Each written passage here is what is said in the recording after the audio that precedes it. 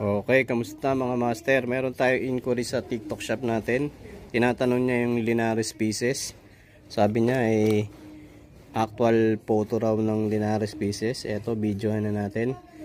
Ito yung Linares chest pieces. Yung ilalim nito, mayroong siyang butas pero may nakapasok dyan na plastic. Kaya kahit may butas yan, may nakasalpak na plastic. Kaya yung bigat niya halos same sa solid plastic. Ayan, yan yung timbang. 0.50 500 grams to. O kahit na meron siyang butas, simbigat pa rin to ng mga solid plastic. Ito yung isang solid plastic natin. Ito yung brown and tan na walang butas. Solid plastic tong brown and tan natin. Tingnan natin yung timbang.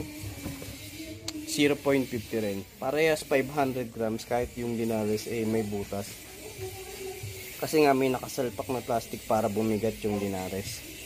Okay, lagay naman natin sa board para makita nyo yung Linares na nakalagay sa board.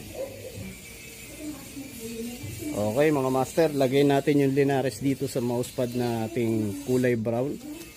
May nagtatanong din dito yung mousepad na kulay brown kumpara dun sa isang brown natin. So ito brown, yung isa parang mapula na red wine. Pero gawa tayo ng video para dyan. Ito yung isang mousepad natin. Mas malapad yung gilid kumpara dun sa isang mousepad. Mas malapad yung gilid nito yan, kumpara dun sa isa nating mousepad. Pero ngayon, Linares muna yung i-focus natin. Ayan.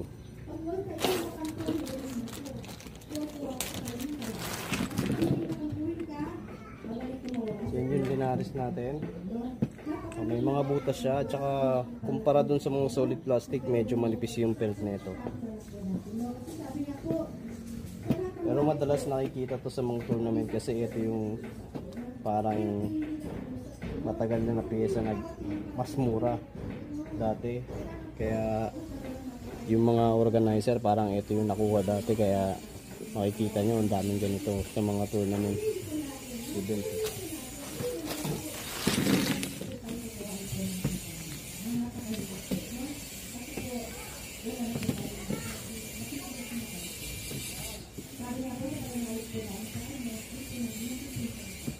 Okay, ganyan yung kulay niya. Parang